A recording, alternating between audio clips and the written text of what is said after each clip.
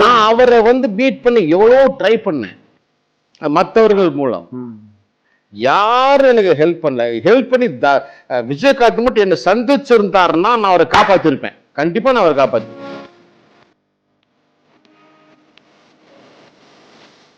ஆணித்தரமா அடிச்சு சவால் விட்டு சொல்றேன், இந்தியாவில் உள்ள அனைத்து பள்ளிகளில் உள்ள பிடி மாஸ்டர்களுக்கு பிடி என்றால் என்னவென்று தெரியாது.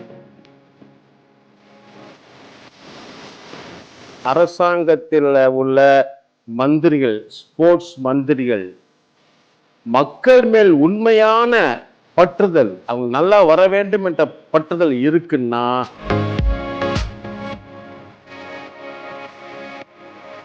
மக்களோட அறியாமையில் விளையாடாத. இதுவரை கேட்கறது காலில் விளையாண்ட, இப்ப கேட்கறதுக்கு நான் இருக்கிறேன். வாயை மூட்டு கம் இல்ல. உடலால் அறிவால் மனதால் தெளிவாக்க வேண்டும். பயம்ன்றது ஒண்ணு இருக்கக்கூடாது. அதுக்கு இவங்க என்ன சிலபஸ் வச்சுக்கிறாங்க நான் கேட்கிறேன். சொல்லுங்க. யோகா, இந்த வாக்கிங் எல்லாம் போறீங்களா, அதெல்லாம் டோட்டல் வேஸ்ட். அதெல்லாம் உடற்பயிற்சியே அல்ல.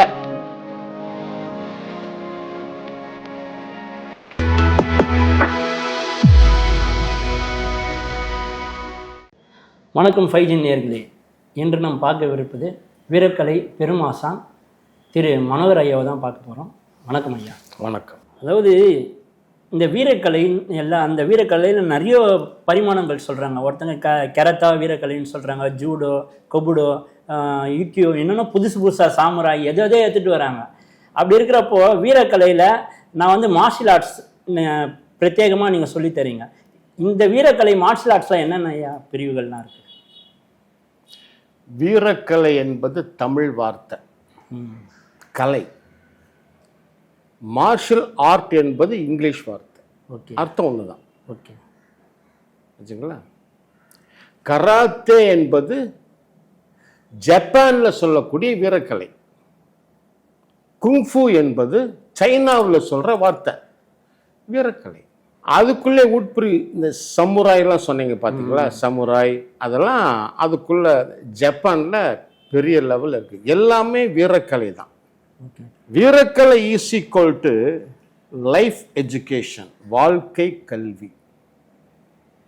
ஒரு மனிதன் வெற்றிகரமாக வாழ்வதற்கு என்னென்ன அறிவுத்திறன் வேண்டுமோ அதை கற்றுக் கொடுக்கும் கல்வி தான் வீரக்கலை கல்வி.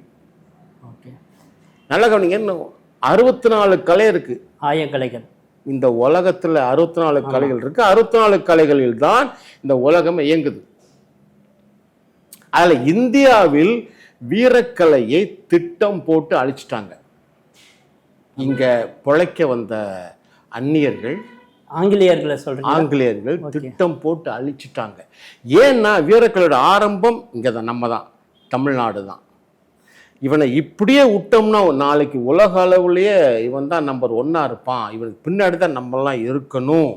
குறிப்பா இந்த போதி தர்மரை கூட சொல்லலாம். ஆமா, அப்படிங்கிறத உணர்ந்து வீரக்கலையை திட்டம் போட்டு அழிச்சிட்டான். எப்படி அழிச்சிட்டாங்கன்னா ஏற்றத்தாழ்வுகளை உண்டாக்கிட்டான். நீ வீரக்கலையை கத்துக்க, அதாவது இந்த குத்து வரிசை சிலம்பம்லாம் கத்துக்கிட்டா நீ திருடன், நீ கீழ் ஜாதிக்காரன், நீ கெட்டவன், நீ படிக்க மாட்ட, நீ பொறுக்கி, இப்படி சொல்லக்கூடாத விஷயங்களை சொல்லி சொல்லி சொல்லி மக்கள் மேல் இந்த வீரக்கலையை நீ கத்துக்கிட்டா இது நம்மள மாதிரி ஆளுங்களுக்கு செட் ஆகாது, இது கீழ் ஜாதி ஆளுங்க தான் இதை கத்துப்பாங்க அப்படின்ற ஒரு தோற்றத்தை, பிம்பத்தை உண்டாக்கி பாத்தீங்கன்னா மேல் ஜாதிக்காரங்க கிட்ட வீரக்கலை இப்போ இந்த கராத்தே, குத்து, சிலம்பம் இருக்கவே இருக்காது. மெயின் ஐயர்ட்ட இருக்காது, முதலியாட்ட இருக்காது, இல்லைங்களா. இன்னும் இந்த மேல் ஜாதிக்காரங்க யார் சொல்றாங்க, அவங்கலாம் குத்து வருஷம் சிலம்பம் கராத்தே கத்துக்க மாட்டாங்க. ஏன்னா அவங்க மைண்ட்ல இன்னும் இருக்குது. ஆனா வெள்ளக்காரன் பிரீட்ல நம்ம ராயபுரம் காட்பாடால பாத்தீங்கன்னா சார்பட்டா படம்லாம் வந்து பாத்தீங்களா, அதுல வந்து இந்த ஐயருங்களை விட்டுருங்க, மற்ற செட்டியார்ல இருந்து எல்லாருமே வந்து அந்த இதுல இருந்தாங்க, அந்த குரூப்ல இருந்தாங்க, பாக்ஸிங் கத்துக்கிட்டாங்க. வெள்ளக்காரன் ஒருவேளை பாக்ஸிங் இங்க கொடுக்கணும், அதை அழிக்கணும்ன்ற மாதிரி நினைச்சாங்களோ? அதாவதுங்க, பாக்ஸிங் என்பது ஆர்ட் கிடையாது, கலை கிடையாது, அது ஒரு ஸ்போர்ட். ஓகே, அதுல ஒரு ரூல்ஸ் அண்ட் ரெகுலேஷன் அவங்க வந்து இதுபடுத்தி அதை புகுத்தி விட்டாங்க. நம்ம ஆட்கள் மத்தியில் புகுத்துட்டு அதுலேயும் ஜாதியை கொண்டு வந்துட்டாங்க. ஆமாம், கொண்டு வந்து இப்போ அதுவும் இல்லாமல் ஆக்கிட்டாங்க. ஸ்போர்ட் வேற, கலை வேற. இன்னைக்கு இதே உயர்தரப்பு வகுப்புகளை எல்லாருமே பார்த்தீங்கன்னா எங்கள் பசங்க டான்ஸ் ஆடணும், பாட்டு பாடணும், அதில் போய் பார்ட்டிசிபேட் பண்ணணும். அப்போ உடற்பயிற்சிக்கு என்ன பண்ணுறாங்கன்னா, அவனுக்கு ஸ்கூலில் வந்து பிடி சார் வந்து கற்றுக் கொடுக்குறாரு, கராத்தே கற்றுக் கொடுக்குறாரு, பாக்ஸிங் கற்றுக் கொடுக்குறாரு, அவன் சிலம்பம் கற்றுக்குறான் அப்படின்னு பெருமையாக சொல்லிக்கிறாங்க. ஆனால் அங்கே கற்றுக் கொடுக்குற மாஸ்டர் உண்மையாலுமே அவர் வந்து கை தேர்ந்த மாஸ்டரான்னு தெரியலையே. இப்போ நான் சொல்கிறேன், ஆணித்தரமாக அடித்து சவால் விட்டு சொல்கிறேன், இந்தியாவில் உள்ள அனைத்து பள்ளிகளில் உள்ள பிடி மாஸ்டர்களுக்கு பிடி என்றால் என்னவென்று தெரியாது. எப்படி? இந்தியாவிலே அனைத்து பள்ளிகளில் உள்ள பிடி மாஸ்டர்களுக்கு பிடி என்றால் என்னவென்று தெரியாது. தான் நான் ஓப்பன் ஸ்டேட்மெண்ட் கொடுத்துட்டேன்ல, கேட்பாங்களா அவங்கெல்லாம்? கண்டிப்பா கேட்பாங்க. கேஸ் போட்டு பார்த்துக்கிறேன், கோர்ட்டுக்கு வா. தெரியாதுன்ட்டேன். நீ எப்படி எங்களுக்கு தெரியாதுன்னு சொல்ல போச்சு, அதனால எங்களோட இது போச்சு, கௌரவம் போச்சு, அது சொல்லு, போடு, வா. இல்லை, அவங்க என்ன நினைக்கிறாங்கன்னா பிடினா விளையாட்டு, மாணவர்களை அந்த ஒரு மணி நேரம். அதான் கேட்டேன். அதாவது நான் கேட்குறேன், பிடியோட விளக்கம் என்ன சொல்லுங்க? நிறைய பேருக்கு தெரியல. அவங்களுக்கு தெரியாது. ஏன்னா அந்த டைம்லயும் கிளாஸ் எடுத்துடுறாங்க, பசங்களை ஏமாத்திடுறாங்க. உங்களுக்கு மட்டும் இல்லை, பிடி மாஸ்டர்களுக்கே பிடியோட விளக்கம் தெரியாது. பிடி என்றால் பிசிக்கல் ட்ரைனிங்.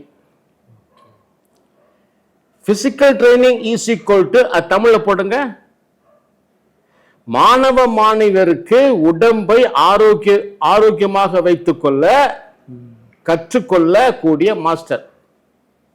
எப்படி? மாணவ மாணவியருக்கு நோய்கள் வராமல் உடம்பை ஆரோக்கியமாக வைத்துக் கொள்வது எப்படி அப்படின்னு கற்றுக் கொடுக்க வேண்டும். அவர் தான் பிடி மாஸ்டர். யாராவது கற்றுக் கொடுக்குறாங்களாங்க? இல்லைங்களே.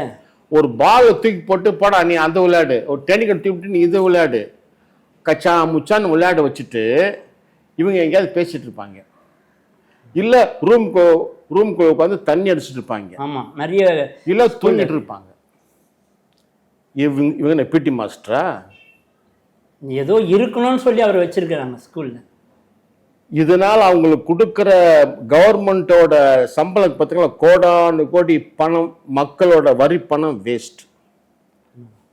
இந்த பதிவின் மூலமா நான் என்ன சொல்றேன்னா, தயவு செய்து அரசாங்கத்தில் உள்ள மந்திரிகள், ஸ்போர்ட்ஸ் மந்திரிகள், மக்கள் மேல் உண்மையான பற்றுதல், அவங்க நல்லா வர வேண்டும் என்ற பற்றுதல் இருக்குன்னா பிடி மாஸ்டர்களை திறமை உள்ளவர்களாக எடுத்து அந்த ஸ்கூல்ல ஒப்படைங்க. திறமை உள்ளவர்களாக நீங்க சொல்றீங்க. இந்த திறமை உள்ளவர்களை தேர்ந்தெடுக்கிறதுக்காக தேர்வுக்குள்ள இருக்கவங்க திறமையா இருக்கணும். இங்க அதுவும் இல்லை. உண்மைதான். இங்க அதுவும் இல்லை. எல்லாம் கிறுக்குத்தனமா இருக்கு. ஒருவேளை இந்த சினிமால வர கராத்தே மாஸ்டர், ஜூடோ மாஸ்டர் இவங்களெல்லாம் வச்சு தேர்வு செஞ்சா இவங்க ஆரோக்கியமான பிடி மாஸ்டர் பிடிப்பாங்களா? இந்திய சினிமாவில் உள்ள ஸ்டண்ட் மாஸ்டர்கள் யாருக்குமே சண்டை என்றால் என்னவென்று தெரியாது. அதுவும் நான் பதிவு பண்றேன். ஃபர்ஸ்ட் பிடி மாஸ்டருக்கு தெரியாது, சொல்லிட்டேன். இப்போ சண்டை மாஸ்டர்களுக்கும் தெரியாது. ஓகே, இவங்களுக்கு தெரியும்னா அப்புறம் எதுக்கு தியேட்டர்ல வந்து ஒரு ரசிக்கிறான்? யார் ரசிக்கிறாங்க? அடிக்கிறாங்க. வரேன். இப்ப லியோ சண்டை, ஜெயிலர் சண்டை நீங்க கை தட்டினீங்க. ஆமா. சைனா ஜப்பான்ல இதை கை தட்டினாங்களா? சிரிச்சிருப்பாங்க. சண்டையாடாது. கேவலம். இந்த இந்திய பசங்க, தமிழ்நாட்டு பசங்க திருந்தவே மாட்டாங்க. அதுக்கு நம்ம ஊர் கொடாடி சண்டையே மேல இருக்க. ஏனென்றால் சண்டை என்றால் என்னவென்று தெரியாத யாரையும் சைனா, ஜப்பான், கொரியாக்காரங்க மதிக்க மாட்டாங்க. முட்டா பசங்க. ஏன்னா அவர்கள் உறுதியற்றவர்கள், நோயுள்ளவர்கள், அவர்கள் மனக்குழப்பம் உள்ளவர்கள். அவர்களால் வாழ்க்கையில் வெற்றி அடைய முடியாது. நீங்க சொல்ற இந்த கருத்தை நான் வந்து ஏத்துக்கிறேன். அது அவ்வளவு புள்ளி வரும். நம்ம சொல்லணும்னா கொரோனா வந்து அங்கதான் உருவாகுது. உருவாகிறப்போ அங்க ஏகப்பட்ட மக்களுக்கு கிட்டத்தட்ட லட்சோப மக்களுக்கு வந்துடுச்சு. ஆனா இறப்பு சதவீதம் ரொம்ப ரொம்ப கம்மி. அதோட கியூர் ஆனவங்க ரொம்ப ரொம்ப அதிகம். அதுவும் இல்லாம ஃபர்ஸ்ட் இடத்துல இறப்பு சதவீதம் அதிகமா இருக்கிறது அமெரிக்கா, ரெண்டாவது பிரான்ஸ், இத்தாலி. அந்த வரிசையில நம்மளுக்கு எங்கேயோ இருந்தாலும் லாஸ்ட்ல நிக்கிறான் சீனாக்க. ஏன்னா இவங்க எல்லாருமே உடம்பு ஆரோக்கியமா இருந்த ஒரு காரணத்தினால ரெக்கவர் ஆயிட்டாங்க. இதைத்தான் நான் இப்படி சொல்றேன், திருப்பி சொல்றேன். சீனா, ஜப்பான், கொரியாக்காரர்கள் வீரக்கலை பயிற்சி மூலம் தன் உடம்பை ஆரோக்கியமாக வைக்க தெரிந்து கொண்டார்கள். இந்திய மக்களுக்கு இந்த அறிவுத்திறன் இன்னும் யாரும் கொடுக்கப்படல, தெரியல. மற்ற நாட்டுக்காரர்கள் வேற ஏதோ ஒரு வகையில் உடம்பு ஆரோக்கியமாக வைத்துக்கொள்ள தெரிந்துக்கள். உடம்பை, இதுல அறிவு ஒன்று இருக்கு, மனசு ஒன்று இருக்கு. கண்டிப்பா சீனா, ஜப்பான், கொரியாக்காரர்கள் வீரக்கலை பயிற்சி மூலம் உடம்பை, அறிவை, மனதை ஆரோக்கியமாக வைத்துக் கொள்ள தெரிந்தவர்கள். அப்ப இந்தியால இந்த வீரக்கலையை வந்து கரெக்டா கத்துக் கொடுக்கறதுக்கு ஆள் இல்லைன்றீங்களா? என்ன தவிர யாருமே கிடையாது. உண்மை. நம்புனா நம்புங்க, நம்பாட்டி இல்ல இல்ல இல்ல. உங்களை தவிர யாருன்னா இதை பார்த்துட்டு இருக்க ஏகப்பட்ட மாஸ்டருங்க எல்லாம் இருப்பாங்க. சண்டைக்கு வரட்டும், இல்ல கேஸ் போடட்டும். அது எப்படி நாங்களும் 8th ton 7th ton 10th ton ஆமா எப்படி இங்க சொல்லலாம்? நான் சொல்றேன், உனக்கு 10th டன் சிலபஸே தெரியாதுன்றேன், சவால் விடுறேன். எவன் இந்தியாவில் 10th 9th 8th 7th ton போட்டிருக்கிறானோ அவங்களுக்கு டேன்னாலே என்னன்னு விளக்கம் தெரியாது, சிலபஸ் தெரியாது. சவால் விடுறேன். ஒரு லெசனை இப்ப நான் சொல்லிட்டேன்ல, ஒரு லெசனை செஞ்சு அந்த டேனுக்கு உண்டான ஃபோர்ஸோட செஞ்சு நீ விளக்கம் சொல்லிட்டு பார்த்துறேன். நான் மன்னிப்பு கேட்கிறேன். இல்லைன்னா நீ ஓடி போயிடணும். மக்களை ஏமாத்தாத, மக்களோட அறியாமையில் விளையாடாத. இதுவரை கேட்கறது காலில் விளையாண்ட, இப்ப கேட்கறதுக்கு நான் இருக்கிறேன். வாயை மூட்டு கம் இல்லை, மானத்தை வாங்கி விட்டுருவேன். சவால் விட்டேன்ல, செய்ய பார்க்கலாம். என்ன 10th டன் சாதாரண விஷயமா? 10th டன்னா இப்பெல்லாம் கூட ஒரு சைனாக்காரங்களே வச்சுட்டு போட்டோ கொடுக்குறாங்க ஐயா. அதுதான். அப்பதான் நீங்க நம்புறீங்க. இப்ப ஏன் கூட போட்டோ எடுத்தா நீங்க நம்புறீங்க. ஏன் இந்த ட்ரெஸ் பத்தில மனோகரன் நம்ம இவன்லாம் வேஸ்டா, சைனாக்காரன் வெள்ளையா இருந்து ஒரு மாதிரி இருந்தா தானே பெரிய மாஸ்டர். அவன் அங்க கக்கூஸ் கழுவிட்டு இருப்பான். அது உண்மையை சொல்ல போனா அவங்க சைனாவே கிடையாது, மணிப்பூர் அந்த ஊர்ல இருக்கிற அவங்கள கூட்டின்னு வந்து மேகாலயா இமாச்சல பிரதேஷ் சொல்லிட்டு அங்க இருக்க அவங்க இப்படித்தான் இருப்பாங்க. இந்த சைனாக்காரன் மாதிரி இருப்பாங்க, கிராசிங்ல இருக்காங்க. அவங்கள வச்சு ஒரு 2 பேரை பாடம் எடுக்க விடுறாங்க. ஏன்னா அவனுக்கு மொழி தெரியல. இங்க என்னன்னா சகப்பா இருக்கும், போய் சொல்ல மாட்டான். ஆமா. ஸோ மக்கள்கிட்ட நிறைய அறியாமை இருக்குதுங்க, தமிழக மக்கள்கிட்ட. அந்த அறியாமை போக்குவது ஊடகங்களின் வேலை, உங்க கடமை. தயவு செய்து அதை செய்யுங்க. நாங்க செய்யறோம். நீங்க வந்து இந்த இயக்கத்தை உருவாக்கி இவ்வளவு வருஷமா, ஒரு 25 வருஷமா சொச்சம் 50 வருஷமா இருக்கிறேன். அப்படிங்களா? எனக்கு என்ன வயசுன்றீங்க? உங்க வயசு என்னன்னு தெரியலீங்களே. 71. ஓப்பா, ஐயோ தெரியலீங்களே. 71ல இந்தியாவில் மற்றவங்க எப்படி இருக்கிறாங்க? நான் சவால் விடுறேன். இந்தியாவில் 71 வயசுல என் அளவுக்கு செய்ய ஃபோர்ஸ் உள்ளவன், ஸ்டாமினா உள்ளவன், பவர் உள்ளவன் இந்தியாவில் இல்லை. ஏன்? செத்தும் போறான். நீ கொரோனால பாதி பேர் அதில் தானே போனாங்க. விஜயகாந்த் கிட்ட 3000 கோடி பணம் இருக்கு. ஆனா அவர் 69ல போயிட்டாரு. இப்பதான் போனாரு. ஏன் போனாரு? உடம்ப காப்பாத்த தெரியல. நான் அவரை மீட் பண்ணி எவ்வளோ ட்ரை பண்ணேன் மற்றவர்கள் மூலம். யாரும் எனக்கு ஹெல்ப் பண்ணல. ஹெல்ப் பண்ணி விஜயகாந்த் மட்டும் என்ன சந்திச்சிருந்தாருன்னா நான் அவரை காப்பாத்திருப்பேன். கண்டிப்பா நான் அவரை காப்பாத்திருப்பேன். கிட்ட கூட மாட்டேன்றாங்க. அப்போ இந்த சினிஃபீல்ட்ல யாருக்குமே சண்டை தெரியாது. இதுக்கு முந்தின காலத்துல யாரும் இல்லைங்களா? இல்ல ரஜினி, கமல், இந்த விஜயகாந்த் காலம், இப்ப விஜய் இவங்கெல்லாம் விட்டுருங்க. அதுக்கு முன்னாடி சிவாஜி, எம்ஜிஆர்லாம் இன்னும் அவர் ஒரிஜினலா சண்டை போடுவாரு, சிலம்பத்தை பக்காவா கத்துக்கிட்டு செய்வார். எம்ஜிஆர் அவர்களை மட்டும் துண்டா விட்டுருங்க. அவர் உண்மையிலே மக்களுக்கு இவர்கள் நன்றாக, நம்ம மக்கள் நன்றாக இருக்க வேண்டும் என்பதற்காக கஷ்டப்பட்டு கத்துக்கிட்டு அவரால் முடிஞ்ச அளவு செஞ்சார். நல்லா சொல்ல போனா இன்னும் சொல்லுவேன், இப்பவுமே என்னோட இந்த காலகட்டத்திலே முட்டா பசங்களா இருக்கிறாங்க 100 பேர் சுத்திக்கிட்டு. நான் அவங்கள வச்சு ஒண்ணும் செய்ய முடியல. அவர் காலத்துல அடிமுட்டாளா இருந்திருப்பானுங்க. அவங்கள வச்சுக்கிட்டு அவருக்கு அந்த சண்டை அமைப்பை கொண்டு வந்தாரு பாத்தீங்களா, கிரேட். இன்னொரு விஷயம் ஐயா, அவர் சிஎம் ஆயும் இந்த பாக்ஸிங் நடக்கிறதா இருக்கட்டும், கராத்தே நடக்கிறதா, சிலம்பம் எல்லாத்துக்கும் சீஃப் கெஸ்டா போய் ஆமா, அதை வாழவும் வச்சிருக்காரு, வாழ வச்சாரு. இன்னொன்னு, எல்லா ஸ்கூல்லையுமே வீரக்கலையான கராத்தே சிலம்பத்தை கம்பல்சரி ஆக்கணும், கல்வியில கொண்டு வரணும்னு அப்ப ட்ரை பண்ணாரு, பேச்சு பண்ணாரு, அரங்கநாயகத்தை வச்சு. தொலைநோக்கு பார்வையில தான் இருந்திருக்காரு. அதை தடுத்தது நம்ம இன்னொரு சிஎம் அவரே கத்து விட்டார். எம்ஜிஆர் எல்லாத்தையும் சண்டை போட வைக்கிறார், ரவுடியாக்க பாக்குறாருன்னு ஒரு கெட்ட இது பண்ணி அதை அப்படியே கட் பண்ணிட்டார். இல்லைன்னா நேரம் தமிழ்நாடு எங்கேயோ வளர்ந்துருக்கும். இந்த வீரக்கலையை யார் யாரெல்லாம் கத்துக்கணும்? இந்தியாவில் உள்ள 140 கோடி பேரும் கத்துக்கிட்டாதான் நாடு உருப்படும், வல்லரசாகும். இல்லைன்னா ஆகவே ஆகாது. இப்போ கூட நம்ம மோடி ஐயா கூட சொன்னார், 2043 இந்தியா வல்லரசாகும்னு சொன்னாரா? 43. அப்துல் கலாம் கூட 2020 சொன்னார். அங்க ஒரு முக்கியமான விஷயம் வரேன். அப்துல் கலாம் அவர்கள் 2000 இந்தியா வல்லரசாகும் சொன்னார்ல, 2020 சேம் அன்னைக்கே நான் சொன்னேன் ஆகாதுன்னு. ஓ, அன்னைக்கே நான். ஆனா அப்ப என் பேஜ் எல்லாரும் என்ன கிண்டல் பண்ணாங்க, அப்துல் கலாமுக்கு நீ வந்து ஆப்போசிட்டா பேசுறியான்னு என்ன பாஞ்சாங்க. பாரியான்னு ஆச்சா, வல்லரசாச்சா? அப்புறம் அவரே ஒத்துக்கிட்டார், ஆமா ஆகல, 20 ஆகும்னாரு, நான் ஆகாதுன்னு ஆச்சா. இப்போ ஒரு 43 சொல்லிக்கிறாரு, இப்போ 24. நாம உயிரோட அவரே இருங்க. ஏன் ஆகாதுன்னு நான் சொல்றேன்னா, மக்களோட ஆற்றலை வளர்க்க தயாராக வேண்டும். நல்ல கவனிங்க. ஒவ்வொரு மனிதனுக்கும் இயற்கை கொடுத்த ஆற்றல், ஸ்பிரிச்சுவல் பவர் இருக்கா இல்லையா? அதை சீனா ஜப்பான்காரங்க கொரியாக்காரங்க வீரக்கலை பயிற்சி மூலம் எடுத்து பயங்கரமா வச்சுக்கிறான். அந்த ஆற்றலை வளர்க்க தெரிஞ்சு வச்சுக்கிறான். இந்தியாவில் 140 கோடி ஒரு பயலுக்கு இந்த ஆற்றல் என்னன்னு தெரியாது, சிஎம் பிஎம் வரைக்கும். அப்புறம் எப்படி ஆகும்? இவங்களுக்கு ஆற்றல் தான் தெரியுது, ஆற்றல் தெரியல. அதாவது உருட்டுறாங்க, எல்லா விஷயத்தையுமே உருட்டுறாங்க. அந்த ஆற்றலை பத்தி, ஆற்றல்னா அப்படின்னா என்ன, திருவள்ளுவர் ஏதோ சொல்லிட்டு போயிருக்கிறாரு அவ்வளவுதான் அப்படின்ற மாதிரி தான் சொல்றாங்க. இந்த அளவுக்கு அறிவுபூர்வ இந்த கிறுக்குத்தனமான எண்ணங்களை வச்சுக்கிட்டு மக்களை முட்டாளா வச்சுக்கிட்டா எப்படி நாடு வல்லரசாகும்?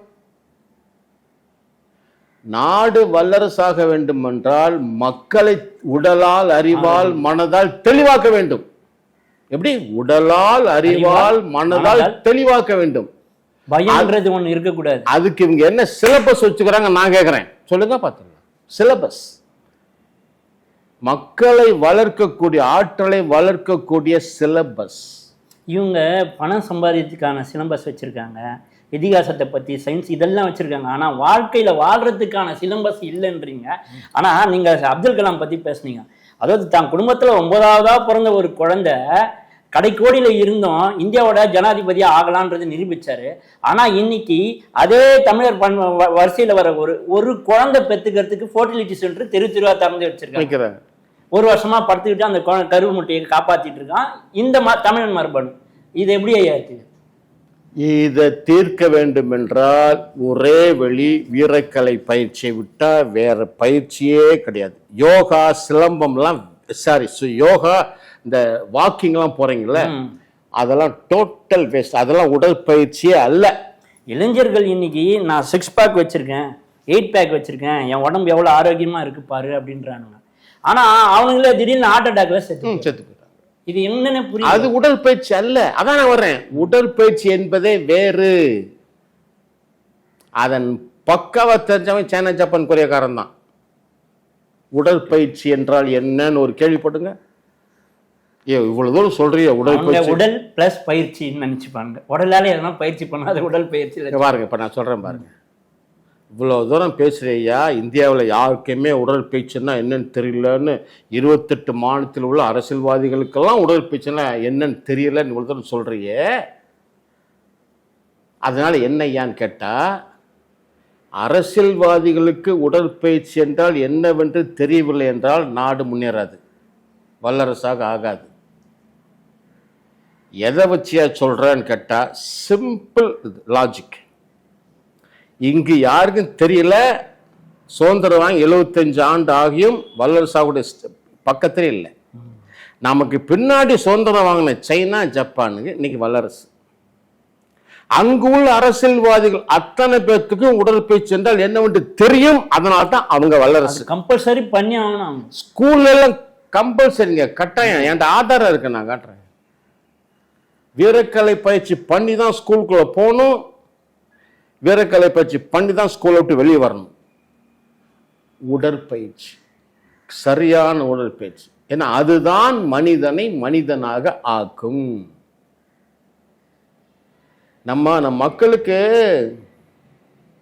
புரிய வைக்க வேண்டியது நிறைய இருக்கு. சாக்ரட்டிஸ் என்ன சொன்னாரு? உன்னையே நீ அறிவாய், உன்னையே நீ அறிவாய். யாருக்கா தெரியுமா?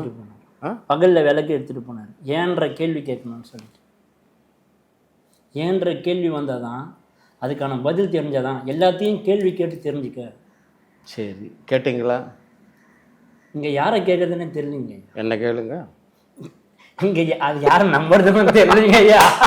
உண்மைதான், யாரை நம்புறதுன்னு தெரியல. அதுக்கும் நான் வழி சொல்றேன். நம்ம மக்கள் அதுவும் தெரியல. ஏங்க சார் சொல்றீங்க, கராத்தே சரியான ஆசான் மாட்டை போய் சேரு, உங்க பிள்ளைங்களை சேருங்க. ஒரு குழந்தை சரியாக வளர வேண்டும் என்றால் அப்பா அம்மா ஆசான் 3 பேருமே சரியா இருந்தால்தான் அந்த குழந்தை சரியாக வளரும். இந்த 3ல 1 சிக்கல்னா எல்லாமே சிக்கல். அதுல மெயினா குரு, அப்பா அம்மா சரியாக இருந்து குரு சரியில்லை என்றால் அந்த குழந்தை தெளிவாகாது. அப்பா அம்மா ஏதாவது கோளாறு இருந்து குரு சரியாக இருந்தால் குழந்தை கண்டிப்பா தெளிவாகும். அந்த குரு ஆக்குவார். நான் ஆக்கியிருக்கேன் நிறைய பேர்த்த. இப்போ உங்களோட இந்த கிளாஸ்ல எத்தனை குருமார்களை உருவாக்கிங்க? ஐயோ, அதாவதுங்க, இந்த கேள்விக்கு கொஞ்சம் நான் என்ன சொல்றேன், நான் எதுக்கு கேட்கறேன்னா, இதுவும் ஒரு தொலைநோக்கு பார்வையோட தான். அதான் இருங்க. ஏன்னா நாளைக்கு உங்க பள்ளியில் எல்லாத்துலேயும் உங்க தலைமையில சரி இந்த பிடி கிளாஸ் எடுக்க வைக்கிறீங்க, இல்லை தேர்வுக்குள்ள உங்களை உட்கார வைக்கிறாங்கன்னா உங்க சிஷ்யர்கள் இருக்கிறாங்களா? இருக்காங்க. தமிழ்நாடு தமிழ்நாடு லெவலில் ஆயிரக்கணக்கா இல்லை. ஆனா நான் என்கிட்ட இருந்து படிச்சு போனவன் லட்சக்கணக்கா. தமிழ்நாட்டில் மட்டும் இல்ல, இந்தியா பூரா என்கிட்ட இருந்து படிச்சு போனவன் கிளாஸ் எடுக்கிறான். ஆனா என் கண்ட்ரோல் இல்லை, அவன் இஷ்டத்துக்கு எடுக்கிறான்.